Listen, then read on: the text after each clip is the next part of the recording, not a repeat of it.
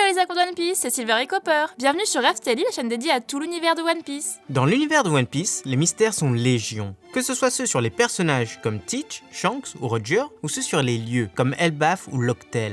Et bien pourtant, il existe un mystère bien plus grand, bien plus important, et dont la découverte mènera sûrement à la fin de l'œuvre. Vous vous en doutez, c'est celui sur le siècle oublié. Et bien ici, on ne va pas affirmer qu'on connaît l'ensemble des événements qui s'y sont passés, mais on dévoilera le secret de cette appellation. Et croyez-nous, vous allez être surpris. Mais avant de commencer, c'est le moment du petit rituel. 2 événements se sont passés hier sur la chaîne. La première, c'est l'anniversaire de celle-ci, ou plutôt mon anniversaire. Et oui, cela fait 8 mois et 1 jour qu'on a sorti notre toute première vidéo. Et comme pour fêter ça, la Grande Flotte nous a fait une surprise. On a atteint les 36K Nakama. Le prochain objectif des 40K est si proche. Alors toi aussi, jeune pirate sans drapeau, rejoins-nous. C'est aussi simple qu'un abonnement pour toi, et nous, ça nous aide énormément. Mais place à la vidéo. Allez, c'est parti!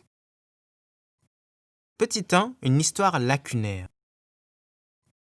Avant de parler plus en détail sur cette théorie, il est important d'avoir un certain nombre de choses en tête. Et la plus importante, c'est bien les informations qu'Oda a déjà lâchées sur ce fameux mystère. L'histoire commence il y a plus de 800 ans. À cette époque, beaucoup de royaumes étaient présents, et même s'ils communiquaient entre eux, ils étaient tous indépendants. Le plus puissant d'entre tous était le Grand Royaume. Son nom n'a pas encore été donné, mais il a été évoqué uniquement une fois par Clover. Sous sa domination, la paix régnait entre les pays. Malheureusement, 20 royaumes s'unirent, et une grande guerre éclata. Le monde entier en fut chamboulé. Mais à la fin, les 20 rois avaient gagné. Ensemble, ils imposèrent leur vision de l'avenir au monde, s'installèrent au centre de celui-ci et créèrent une organisation pour tous les diriger. C'était le gouvernement mondial. Seul l'un d'eux ne quitta pas son pays, le souverain d'Alabasta, mais ils ne comptaient pas s'arrêter là. Ils s'octroyèrent le titre de dieu vivant et interdirent à quiconque de parler du siècle qui avait vu leur arrivée au pouvoir, camouflant ainsi leurs méfaits. L'histoire fut effacée. Ça, c'est une vraie tyrannie. Seule chose qui survécut, ce sont ces énormes pierres taillées contenant des détails sur ce siècle, les poneglyphes. Éparpillés dans le monde entier, sûrement pour éviter que le gouvernement ne les trouve tous, il est dit que si on les réunit, ils forment le Rio Poneglyph, une énorme fresque retraçant l'histoire de cet événement. Mais encore faut-il savoir les comprendre, car l'alphabet qui a été utilisé pour écrire le texte de chaque pierre est perdu aujourd'hui. Seuls les membres du clan Kozuki, ceux qui ont taillé les pierres, et une poignée de chercheurs savent encore les décrypter. Sans compter le clan des 3 yeux, mais ça, il n'y a pas encore de confirmation. Bon, rien qu'avec ce point, de nombreuses questions se posent alors. Premièrement, savez-vous à quel point il est difficile de faire oublier un événement à une population ? Surtout une guerre aussi violente et importante. Si vous demandez autour de vous quelle guerre a eu d'énormes impacts sur la France, vous aurez d'innombrables réponses. La première est la Seconde Guerre mondiale, forcément. Elles sont assez récentes, mais aussi certaines bien plus anciennes. Sedan, Waterloo, Bouvines, et même la guerre des Gaules. Certes, nous avons des livres qui en parlent, ils sont enseignés à l'école. Mais dans le passé, le bouche à oreille marchait pas mal. Il restait toujours des brides de souvenirs, des événements forts. Alors comment ce siècle de One Piece a pu être oublié ? Deuxièmement, si on accepte le fait que les peuples opprimés ont oublié ces faits avec le temps, l'éducation et la répression, qu'en est-il des personnes extérieures à tout ça ? Vous le savez, en dehors du gouvernement, il y a pas mal de royaumes, et nombre d'entre eux semblent liés au siècle oublié. C'est le cas du royaume des hommes poissons, avant leur intégration au gouvernement bien sûr. Joy Boy leur a adressé un poneglyphe d'excuses entier. Lee Céleste avec les Shandia, qui gardaient aussi un poneglyphe, et ce au péril de leur vie. Et enfin, le royaume des samouraïs et leurs vassals les Minks. Dans ce cas précis, ce sont eux qui ont gravé les stèles. Mais alors, pourquoi aucun d'eux ne connaît l'histoire oubliée ? Oden annonce l'avoir appris à la fin de son voyage avec Roger. Il ne le connaissait pas avant. Comment tout un pays, et surtout ses dirigeants, auraient pu refuser de transmettre une telle histoire à leurs descendants ? Et plus étonnant, comme méthode de transmission, ils ont choisi de graver l'histoire sur des gros blocs et de les éparpiller dans le monde entier. C'est un choix bien étrange. Eh bien, à partir de là, on est certain que vous commencez à comprendre là où on veut en venir. On pense que le siècle oublié porte plus que bien son nom, car il a littéralement été oublié par l'ensemble de la planète. On s'explique, son souvenir n'a pas été caché, mais il a été effacé de la mémoire de l'ensemble des habitants en un instant. Attendez, on entend déjà certains d'entre vous. Mais c'est totalement nul votre truc, ça n'a pas de sens. Eh bien figurez-vous que si, et il y a pas mal de preuves là-dessus, mais un peu de patience, car on voit ça dans la prochaine partie. Petit 2, un grand pouvoir pouvant changer le monde.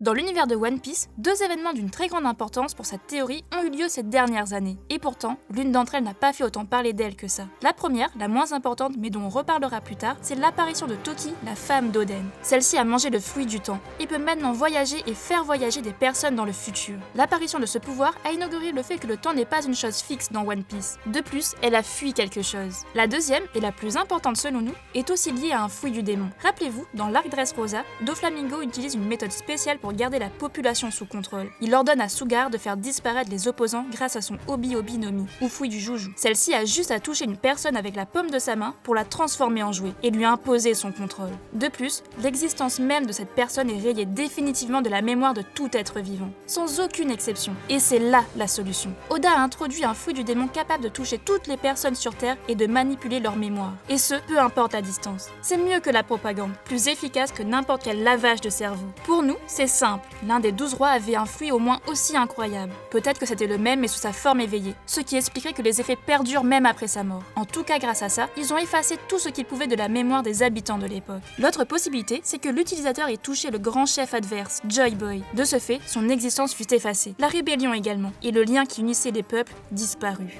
Le clan Kozuki, ayant eu connaissance de la catastrophe avant son déclenchement, frappa de nombreuses pierres avec le récit de cette guerre. Il ne pouvait se permettre de tout risquer, de tout oublier.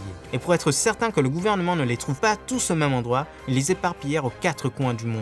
Et enfin, pour faire bonne mesure, ils créèrent une loi interdisant tout habitant de l'île de quitter les lieux, et surtout interdisant toute personne d'entrer, sous peine de mort. Et quand la catastrophe arriva, ils étaient préparés. Leurs souvenirs s'envolèrent, mais leur esprit de résistance était toujours présent.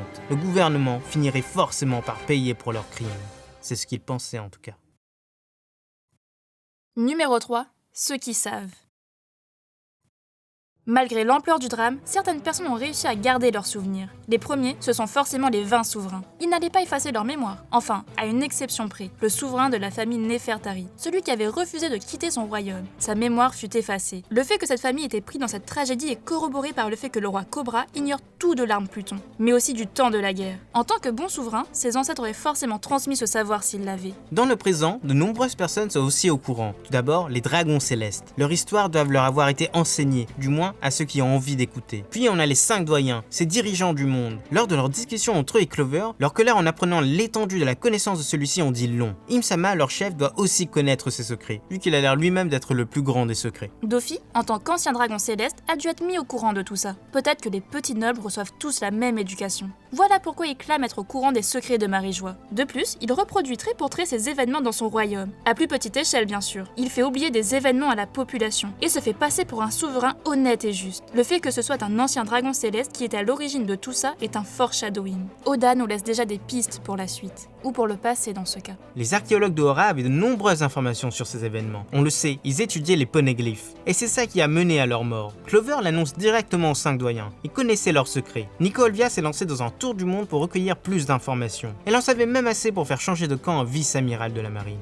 Et celui-ci portait le Di. Tous les autres archéologues savaient lire l'alphabet antique et participaient aussi aux recherches. Autre personne ayant sans doute des brides de cette histoire, c'est le chef des révolutionnaires. Après tout, il voue une haine farouche au gouvernement et tente de faire tomber le pouvoir en place. Certes, il se bat contre les injustices, mais il veut aussi se procurer les poneglyphes. Les révolutionnaires ont passé beaucoup de temps à chercher Nico Robin. Ils le disent eux-mêmes à Tequila Wolf. Pour eux, la reconstitution de l'histoire est une chose importante pour changer le monde. Il doit donc déjà avoir une petite idée de ce qu'il raconte, peut-être à se lier à son passé. Roxy Shebeck semble lui aussi avoir des informations sur le sujet. Il avait une haine farouche envers les dragons célestes, et son but, c'était de les détruire. Plus tard, Gold Roger et son équipage sont arrivés sur la dernière île, et selon Rayleigh, ils savaient tout du siècle oublié, mais ils ne sont pas arrivés à une conclusion satisfaisante. Le monde ne pouvait pas être changé à leur époque.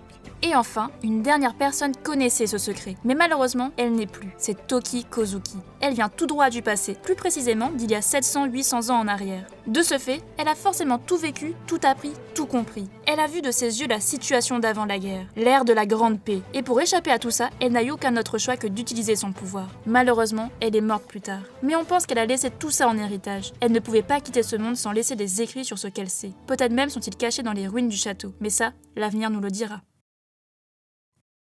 Petit 4, toute l'histoire. Pour conclure cette vidéo, faisons un petit résumé pour que tout soit plus clair. 700 ans avant notre ère, une immense guerre touchait à sa fin. Pendant des années, le camp de Joy Boy affrontait celui des 20 rois rebelles. Malheureusement, après de nombreux crimes d'une atroce cruauté, les derniers remportèrent la bataille finale. Joy Boy dut fuir, et 19 des 20 rois imposèrent leur vision du monde à la population. Ils s'installèrent à Marie-Joie. Mais leur larcin n'était pas fini, la population n'était pas de leur côté, et un risque de rébellion était toujours présent. Leur pouvoir n'était pas encore assez fort pour résister. Mais ils avaient un plan. L'un des leurs avait un fruit du démon extrêmement puissant. Il pouvait effacer des événements de la mémoire de toutes les personnes, et ce, même à distance. Joy Boy, ayant compris ce qui se tramait, demanda au clan Kuzuki d'écrire l'histoire sur des pierres indestructibles, espérant qu'un jour quelqu'un puisse les trouver et réfléchir à une solution pour libérer le monde.